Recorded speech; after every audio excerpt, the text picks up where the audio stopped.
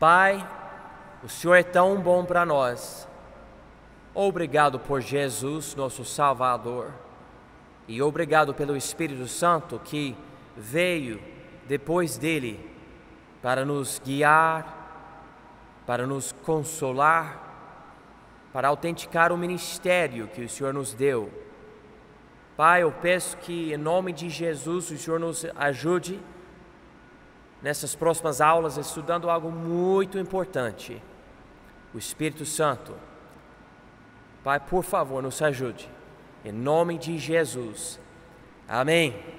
Bom, então nós estamos na página 8 da apostila. Eu acho que eu falei para vocês página 9, mas é página 8. E diz, em cima, pneumatologia, ou estudo do Espírito Santo. E nós vamos ler esse parágrafo aqui no início, mas antes de ler, deixe-me tentar falar algumas coisas para vocês.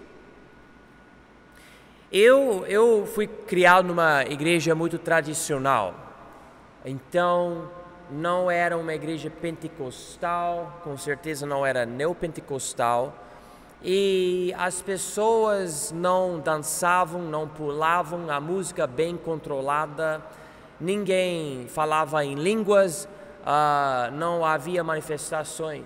Então eu não me preocupava com o movimento carismático ou pentecostal, mas com o tempo comecei a conhecer pessoas de outras igrejas e pessoas falavam certas coisas para mim, eu comecei a pensar, e daí, com o tempo, eu comecei a pensar muito sobre o poder de Deus na vida do crente, especificamente o poder pelo Espírito Santo. E daí eu fiquei ouvindo de movimento de pessoas caindo no chão, e eu gritando, e manifestações, e cultos impactantes e tudo. E eu pensei, será? Eu vi e li de avivamentos que tinha pessoas, todo mundo caindo no chão, pedindo misericórdia, e outros movimentos, todo mundo pulando e gritando e cantando músicas, etc. E daí eu fiquei sabendo de pessoas que criticavam os cultos tradicionais, dizendo que os cultos tradicionais tinham negligenciado o Espírito Santo e que nem acreditavam no Espírito Santo. E eu fiquei pensando, mas isso é meio estranho, porque eu acredito no Espírito Santo e eu não frequento uma igreja pentecostal, então o que as pessoas estão querendo dizer? E daí eu ouvi vários debates. E conversando com as pessoas, eu cheguei a conhecer várias pessoas que me falaram o seguinte, que em certas igrejas, se você não manifestar milagrosamente o Espírito Santo, então você tem algo errado na sua vida. Ou talvez você nem seja salvo. Eu fiquei sabendo de pessoas que falam que se você não falar em línguas, então você não é batizado pelo Espírito Santo, você talvez nem seja salvo. Tem pessoas que falam francamente, você não é salvo, você vai ter que falar em línguas. Eu fiquei sabendo de grupos de pessoas, eu me lembro de um vídeo que eu vi destacando vários movimentos em várias igrejas, especificamente nos Estados Unidos, mas eu sei que tem em todos os países um tipo de movimento, mas eu vi pessoas até andando de joelho e nas palmas da mão no chão, agindo como cachorros, dizendo que era pela influência do Espírito de Deus. Eu vi pessoas fazendo barulho estranho, tipo coisa assim, para Deus, dizendo que fazia parte da obra do Espírito de Deus. Quem já viu coisas estranhas, eu vou falar estranhas na sua vida, na igreja? Eu sei que eu já vi coisas e eu vou falar para vocês, a Bíblia fala algo muito pesado sobre a blasfêmia contra o Espírito Santo. Eu não quero ser culpado disso, mas ao mesmo tempo eu não quero ser enganado. Eu acho que há pessoas que frequentam igrejas e têm medo do pastor, e têm medo de Deus, que Ele vai fazer algo no culto para a pessoa. Porque eu já vi tanto hoje, eu já vi muita coisa, e há muita confusão na questão da obra do Espírito de Deus. E em tudo que eu ensino, toda a teologia, eu acho que há duas áreas que dão mais trabalho. É a doutrina da igreja, o que a Bíblia fala sobre eclesiologia, e também a doutrina do Espírito Santo. O que é que ele faz mesmo? Como que ele faz? É para a gente falar em línguas ou não? É só falar em línguas que ele faz ou ele tem outras obras? Devemos sempre ver ele manifestando algo tipo, por exemplo, um demônio dentro do culto, alguém começa a gritar e alguém pelo poder do Espírito tem que expulsar esse demônio. Vai ter curas sempre, outros milagres. O que é que a Bíblia fala? Bom, vou falar para vocês, hoje à noite nós não vamos lidar com todas essas perguntas, não tem como, mas com esta aula e a próxima nós vamos começar a entrar nessas coisas. Deus me permitindo, vou começar com o básico do básico, e nós vamos nos aprofundar nesse assunto do Espírito Santo de Deus.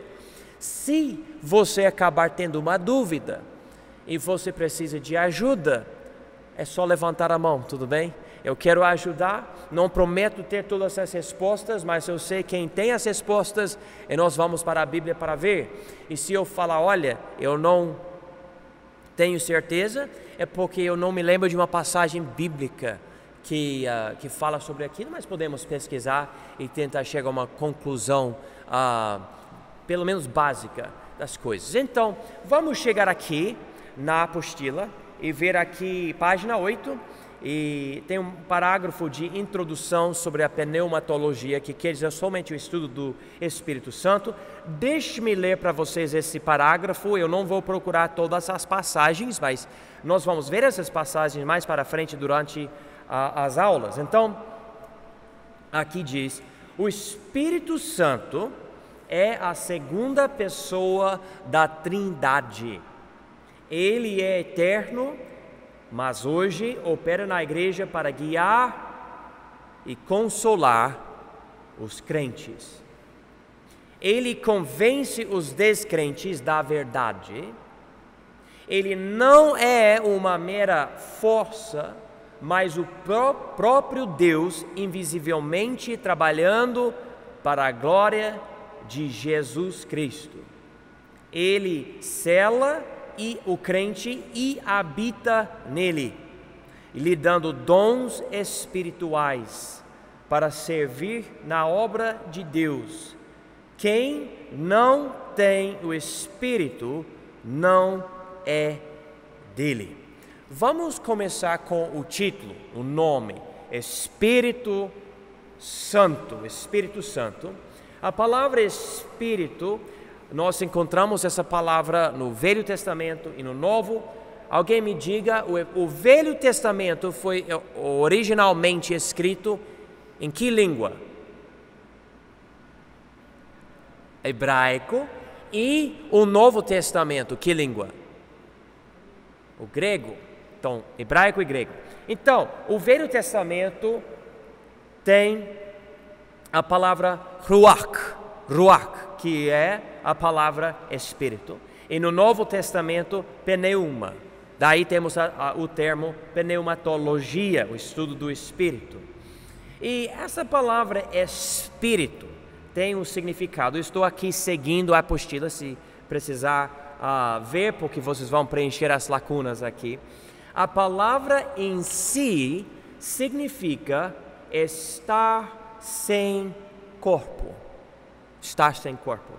E é a natureza principal de Deus. Aqui em Lucas 24, como eu falei, nós queremos começar com o básico do básico. Eu acho que todo mundo já sabe que Espírito quer dizer sem corpo, mas nós não queremos simplesmente ter uma ideia, talvez, de filme ou de livro. O que é que a Bíblia fala sobre Espírito? A Bíblia explica. Então aqui, Lucas 24, versículo 39.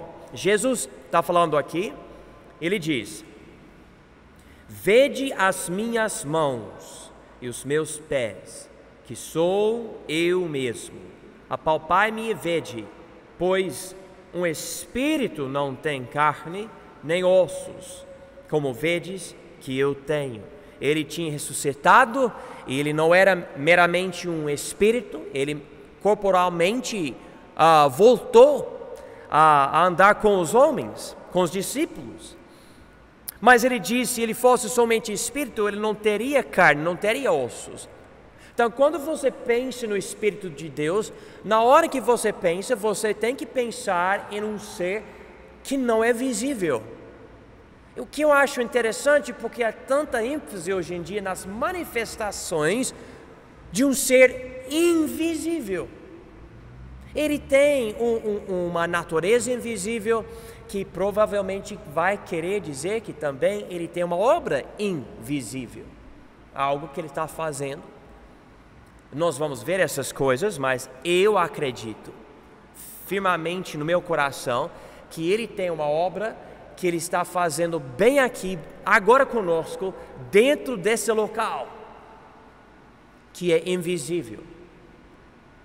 Enquanto você ouve as minhas palavras, eu orando, passando tempo com Deus, estudando a palavra, preparando essa lição, o que eu falo, o Espírito de Deus usa dentro de você, alterando sua consciência, afetando seu coração, mudando os seus pensamentos, e tudo invisível. Você não tem que gritar, você não tem que pular, você nem tem que dizer amém, e ainda ele está fazendo algo. Eu acredito nisso, eu acredito.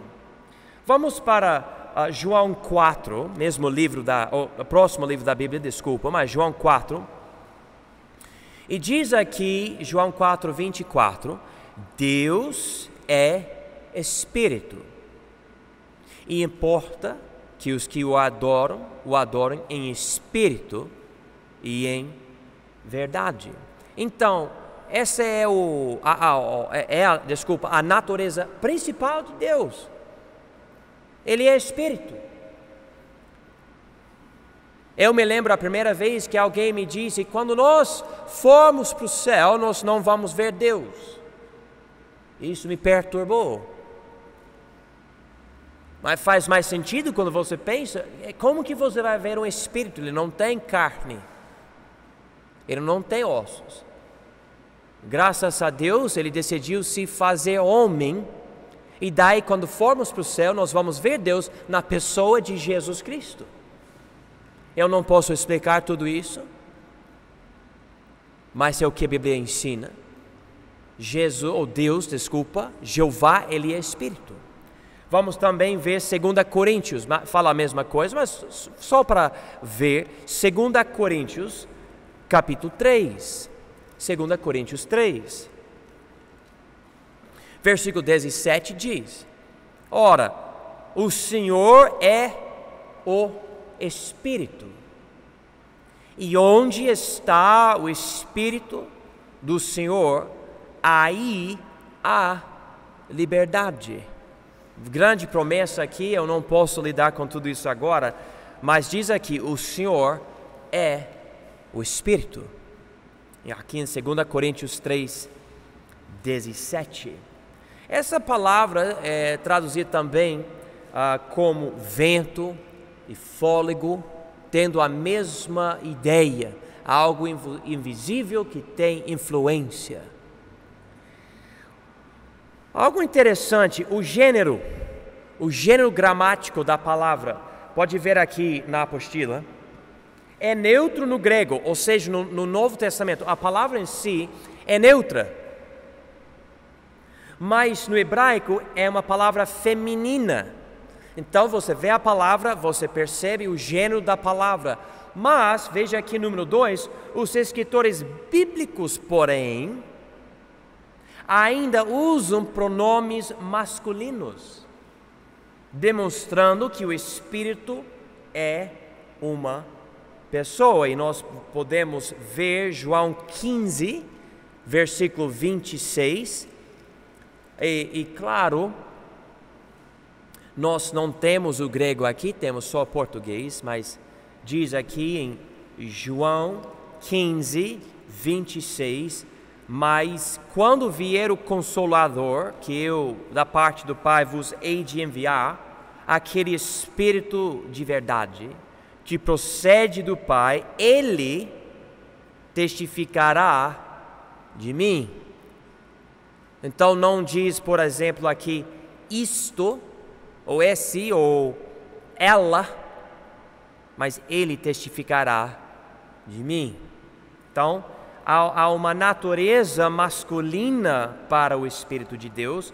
João 16, próximo capítulo, versículos 13 e 14. Mas quando vier aquele, o Espírito de verdade, Ele vos guiará em toda a verdade, porque não falará de si mesmo, mas dirá tudo o que tiver ouvido e vos anunciará o que há de vir. Ele me glorificará, porque há de receber do que é meu e vos há de anunciar. O Espírito Santo de Deus, veja aqui na folha, o Espírito Santo é uma pessoa.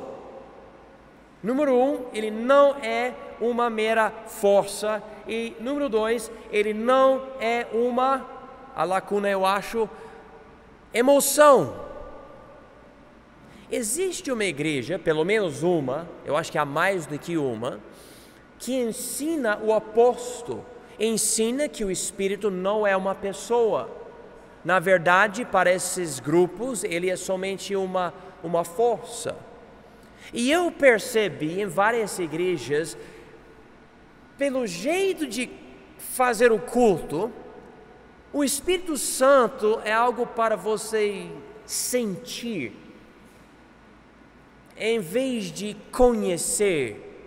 Em vez de ser uma pessoa, ele é a emoção do culto.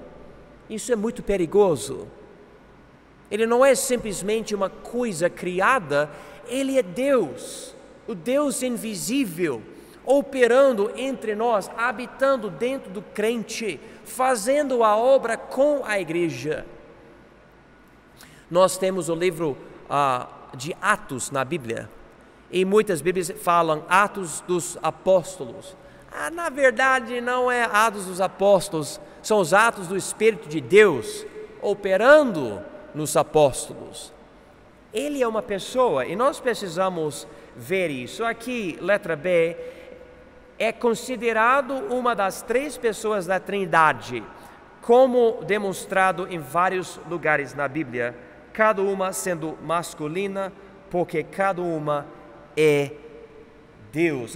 Aqui, Mateus 28, podemos ver isso rapidinho, e nós vamos ver mais para frente também essa passagem. Mas eu acabei de usar a palavra trindade. Trindade. E quem não entende a palavra trindade? Pode levantar a mão. Alguém não entende a palavra trindade? Tudo bem. Todo mundo entende então. Mas é um termo que você nunca vai encontrar na Bíblia. Ao mesmo tempo, não quer dizer que é um termo errado, né? Por exemplo, falamos que o anticristo está no livro de Apocalipse, mas você não vai ver a palavra anticristo no livro de Apocalipse. Vai ver a palavra besta. Mas se você ligar as outras passagens no Novo Testamento, você percebe que a besta é anticristo. E a palavra trindade é simplesmente uma palavra que quer dizer o seguinte: um Deus em 3 pessoas. Não 3 deuses. Os muçulmanos e outros falam que nós ensinamos que há 3 deuses. Não. Nós falamos que há um Deus só em 3 pessoas: Pai, Filho e Espírito Santo. O Pai não é o Filho não é o Espírito Santo não é o Pai tem a obra dele, o nome dele, o Filho tem o nome dele, a obra dele, o Espírito tem o nome dele. Na verdade, o que é o nome do Espírito? Interessante quando você pensa sobre isso. Mas ele tem a obra dele também. E os 3 são Deus.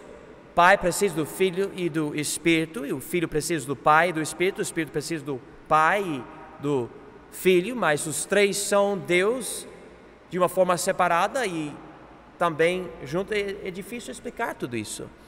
E só para esclarecer, não são modos, não são como gás, água e gelo. Não são a mesma coisa em modos diferentes. Aqui eu estou falando até de um tipo de heresia. Não é isso.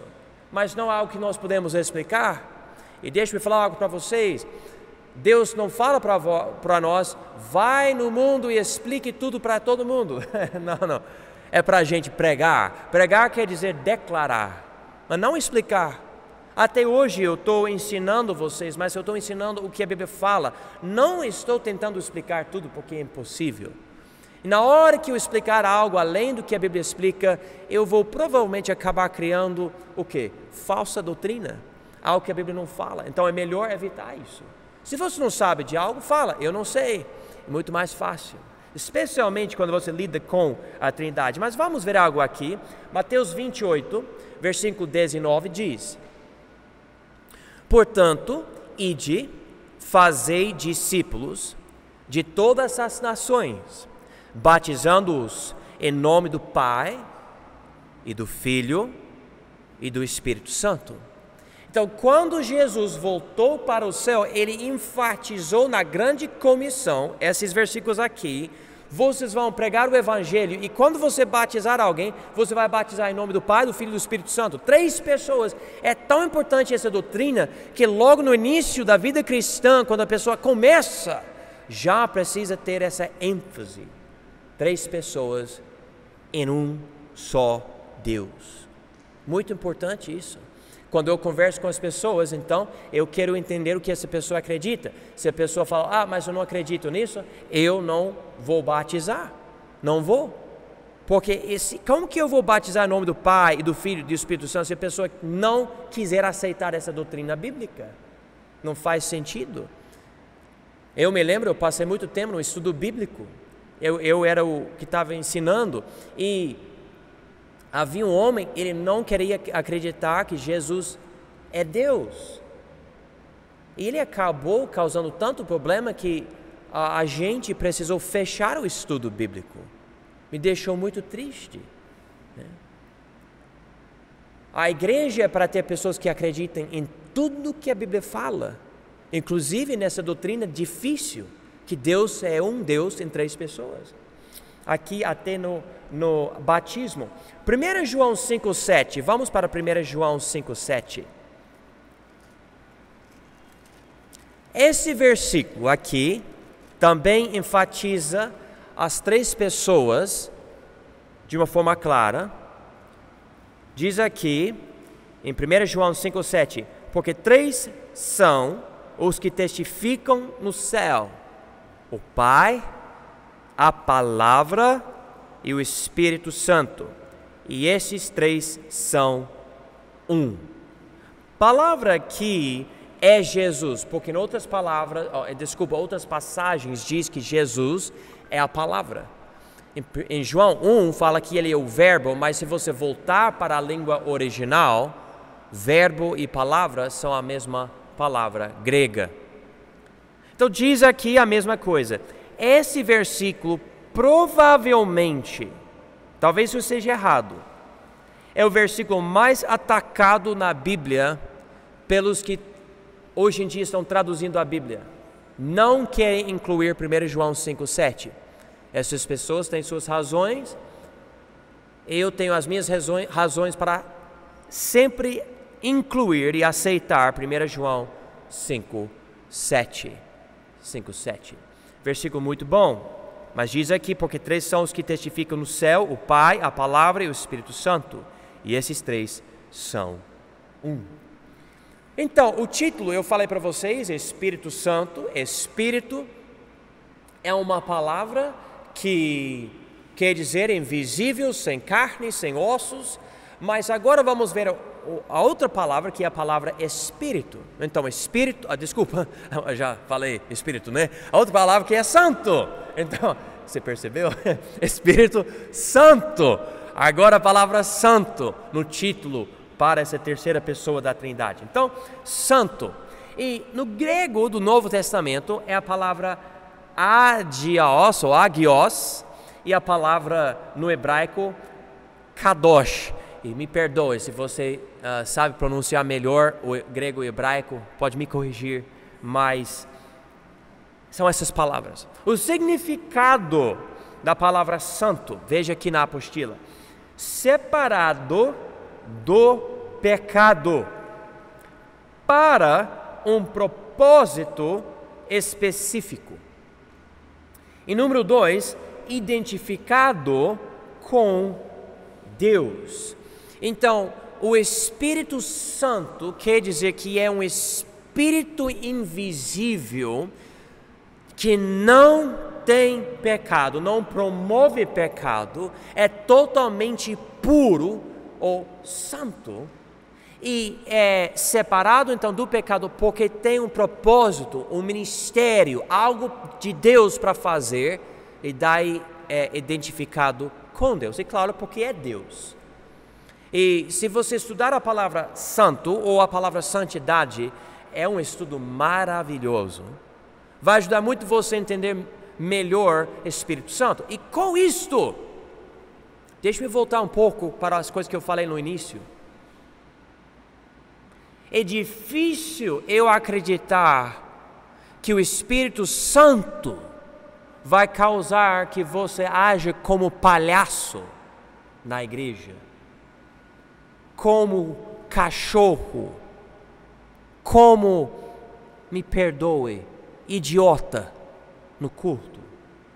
Mas há muita pessoa, eu me lembro de uma mulher, eu vi, e ela estava assim, tremendo, assim, e dando uma profecia nos Estados Unidos sobre o Brasil, e viralizou esse negócio. Quantas vezes você vê isto acontecendo no Novo Testamento? Quantas vezes? Nenhuma. Não acontece. Essas coisas são bem físicas, mas ele é o Espírito, não qualquer Espírito, mas o Espírito Santo. O alvo do Espírito Santo não é tocar seu corpo, ele quer tocar sua alma, sua pessoa no interior, e nós precisamos entender isso. O que eu estou falando para vocês pode parecer radical para muitas igrejas hoje em dia, mas você volta uns 100, 150 anos atrás, o que eu estou falando é o normal, é a doutrina bíblica. Mas havia uns movimentos que transformaram a maioria das igrejas para mudar o sentido do Espírito Santo para algo muito, muito, muito carnal, muito do corpo mesmo. E nós precisamos ver que não é bem assim. A Bíblia não fala isso. Número 2 aqui na apostila, depois de letra B, onde diz santo, número 2, esta palavra separa o Espírito de Deus de todos os outros espíritos. Ele é santo, o Espírito Santo. Vamos continuar. Número 2, o número 2, que é o número maior aqui na apostila. Outros títulos e as ênfases. Por estes notamos a qualidade, a importância e o poder do Espírito. Nós poderíamos ler todas essas passagens, mas eu já coloquei os títulos aqui que você vai encontrar na passagem. Então, se quiser procurar, pode procurar na sua Bíblia agora, mas eu prefiro andar um pouco mais rápido. Nós temos as palavras que vieram da Bíblia e dar uma explicaçãozinha, só para dar uma ideia. Deus decidiu dar esses nomes, esses títulos para o Espírito. Na verdade, talvez seja melhor falar títulos ou descrições, mais do que nomes. O Espírito não enfatiza muito o nome dele, porque o alvo do Espírito não é exaltar o Espírito. Alguém me fala, alguém me diga, quem é que o Espírito exalta ou glorifica de acordo com o livro de João? Alguém pode me dizer? Jesus Cristo, exatamente. Isso é importante. Quem acha, levanta a mão, que deve ser o Espírito Santo de Deus que guia o culto da igreja? Levanta a mão. Eu concordo, é o Espírito Santo de Deus. Se Ele está guiando, então quem é que Ele vai glorificar no culto? Jesus Cristo. Se é isso, se você for para um culto e a ênfase é sempre outra coisa, ou até o próprio Espírito Santo, você pode ter certeza que não é o Espírito Santo que está guiando ou dirigindo o culto. Porque a obra dele não é ficar falando sobre, por exemplo, sua prosperidade financeira, ou que você vai receber uma cura. Ele quer usar o pregador para enfatizar uma pessoa, e essa pessoa é Jesus Cristo. O que está faltando nas igrejas hoje em dia é conhecimento do Senhor Jesus, e como Ele morreu por nós e ressuscitou, e como o sangue dele nos lava dos nossos pecados. É isso que está faltando. Muita pessoa pode falar muito sobre cura, sobre oração, sobre prosperidade, sobre milagre, blá, blá, blá, blá, blá. Mas na hora que você faz perguntas sobre Jesus, a pessoa fica meio perdido, né? O Espírito Santo, Ele enfatiza Jesus, nós precisamos entender isso. Então aqui são mais descrições do Espírito. O primeiro aqui, ele é um Espírito. A Bíblia enfatiza sempre o mesmo Espírito. Então aqui a unidade. Também tem 7 Espíritos. Eu quero mostrar isso para vocês rapidinho. Falei que nós não vamos olhar para essas passagens, mas deixe-me escolher algumas aqui que vão nos ajudar. Apocalipse 1, versículo 4, diz: João às 7 igrejas que estão na Ásia, graça e paz seja convosco da parte daquele que é, e que era, e que há de vir, e dos 7 Espíritos que estão diante do trono de Deus. E na hora que você lê 7 Espíritos, claro, o número 7 quer dizer algo perfeito, ou seja, completo, mas 7 Espíritos, de onde veio isso? E tem Deus aqui, versículo 5 tem Jesus, o Filho aqui, mas esses 7 Espíritos. Vamos para Isaías 11. Isaías fica no Velho Testamento e aqui fala para nós sobre certas profecias. E se a gente contar os Espíritos aqui, nós vamos ver que há 7. Então Isaías 11, eu vou começar com o versículo 1. Porque brotará um rebento do tronco de Jessé, e das suas raízes um renovo frutificará. Espera aí, alguém me diga, de quem profetiza o profeta aqui em versículo 1? Grita para mim. Sabe? De quem? Não de Davi, está falando na verdade sobre o filho especial de Davi, que é Jesus. Jesus, sim. Isso mesmo, você estava prestando atenção, muito bem. E daí, quem vai repousar sobre ele? Lembra quando a pomba repousou em Jesus? Lembra disso? Agora veja aqui, versículo 2. E repousará sobre ele, número 1, o Espírito do Senhor. Número 2, o Espírito de sabedoria. Número 3, e de entendimento. Número 4, e o espírito de conselho. Número 5, de fortaleza. Número 6, o espírito de conhecimento. E número 7, o espírito de temor do Senhor. 7 espíritos repousando nesse rebento do tronco de Jessé, ou seja, filho de Davi prometido, o Messias, que é Jesus Cristo. Então, vendo 7, porque 7, como eu falei, ele é perfeito. Jesus recebeu todo o Espírito de Deus, sim, mas com essas 7 coisas, um Espírito completo. Letra C, diz aqui, Espírito de sabedoria, de entendimento, de conselho, de conhecimento. Êxodo 28, versículo 3, Isaías 11, 2, enfatizando o quê? A onisciência, sabedoria e conselho. Então, quando você pensa sobre o Espírito de Deus, especificamente Ele operando no culto ou dentro de você, você está pensando em alguém que sabe de tudo. Ele tem todo o conselho que você precisa, e se você é salvo, Ele habita dentro de você. E Ele quer compartilhar o que Ele conhece com você. Isso é poderoso, só por pensar nisso. O problema é que muitas vezes nós não aproveitamos Ele está aqui, mas a gente não aproveita. Letra D, espírito de temor do Senhor. Aqui Isaías 11, 2 ainda, mostrando reverência. Eu acho interessante, mas sabe o que está faltando nas igrejas hoje em dia? Reverência. Hoje em dia, o Espírito Santo é como se ele fosse nosso amiguinho. Sabe o cara que mora lá? Entendeu?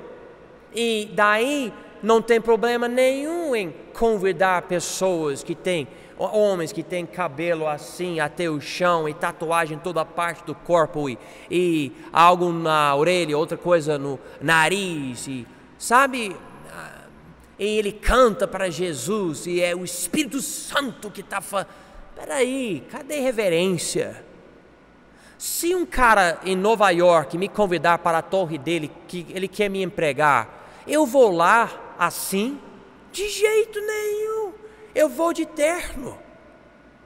E se eu vou demonstrar esse tipo de respeito para um cara em Nova York, como que eu vou respeitar o Espírito de Deus?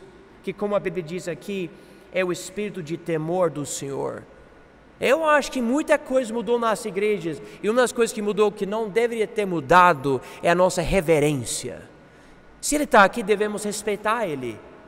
E eu sei, nós devemos chegar aqui do jeito que estamos para dizer: Jesus, eu sou pecador. Nós não precisamos criar uma falsa religião, ou uma falsa religiosidade, chegando aqui super santo, eu sou assim, assim.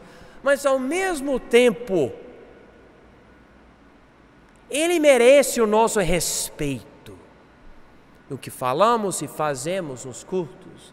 Aí eu sei que muita pessoa não gosta disso, mas estamos pensando sobre Deus e não é brincadeira. Vamos continuar, letra E aqui. O Espírito do Senhor. A palavra Senhor quer dizer mestre, alguém que também exige respeito. Então, enfatizamos a soberania. Se alguém é seu senhor, ele tem controle, né? Ele é a autoridade, então soberania. Letra F, Espírito eterno, eternidade. O Espírito Santo não foi criado, ele procedeu do Pai e do Filho. Jesus enfatiza isto, mas não que ele não existia antes. Ele existia logo no início, no princípio. Ele estava por cima das águas, a Bíblia fala em Gênesis capítulo 1. Letra G, Espírito da glória de Deus, enfatizando glória. Letra H, Espírito de vida e vitalidade. Há mais que nós podemos falar sobre isso, porque Ele dá vida, dá mesmo. Quando você tem essa vida, irmãos, você percebe que toda outra vida é falsificada. Não é a mesma coisa. Deixa eu dar um exemplo para vocês. Eu escutava muita música, entre aspas, cristã. Mas quando eu falo isso, estou falando, irmãos, sobre aquelas músicas que eram rock, roll, happy, pop, sabe, tudo isso que em nome de Jesus nós vamos dançar ao Senhor, porque a Bíblia fala que é para dançar, mal interpretando até a palavra, ou interpretando erradamente a palavra dançar na Bíblia, infelizmente. Daí eu passei um tempo, talvez um ano, não lembro bem, sem essa música, eu tomei a decisão, não vou escutar essa música, só hinos e só na igreja. E Deus fez algo especial em mim, pelo Espírito, ouvindo hinos, bons hinos, com boa letra, doutrina profunda. Sabe, muitos dos hinos bons foram escritos por pessoas que eram basicamente teólogas, pessoas que passavam tempo nas Escrituras. Muitos pregadores escreviam hinos, os salmos, enfatizando a verdade, querendo realmente influenciar as pessoas com doutrina. E nós, hoje em dia, ouvimos músicas tão fracas. Eu me lembro uns anos atrás, um grupo americano cristão que incluiu até a palavra, me perdoe, bunda, na letra da música. Música cristã, irmãos. Será que isso é do Espírito de Deus? Eu acho que não. E quando eu voltei para ouvir as músicas dessas, me deu, sabe, uma... Eu passei mal. Eu fisicamente passei mal ouvindo essa música. Eu percebi, peraí, essa música não dá a mesma vida que a música santa, que honra o Espírito de Deus, nos dá. E eu rejeitei, eu falei, eu nunca vou voltar para essas músicas. Há muita pessoa por aqui que fala comigo, pastor, já ouviu o grupo Hillsong? Esse pessoal do Hillsong fala como se fosse a melhor coisa no mundo. Olha, preste atenção, o Hillsong e essas coisas não tem nada, olha, é triste, é péssimo, dá uma pesquisada, você vai ver, é triste. Mas existe vida e vida falsificada nas igrejas e precisamos distinguir as duas coisas. Letra I, espírito de santidade. Santidade, já enfatizei, ele é o Espírito Santo. Letra J, espírito de força. E ele tem onipotência, sem limites no poder dele. Espírito de verdade, ou veracidade aqui, ele nunca vai falar para nós uma mentira. Espírito voluntário, ele dá liberdade. Veja Salmo 51, 12, por favor. Salmo 51, 12. Aqui Davi está confessando o pecado dele. Ele quer voltar a um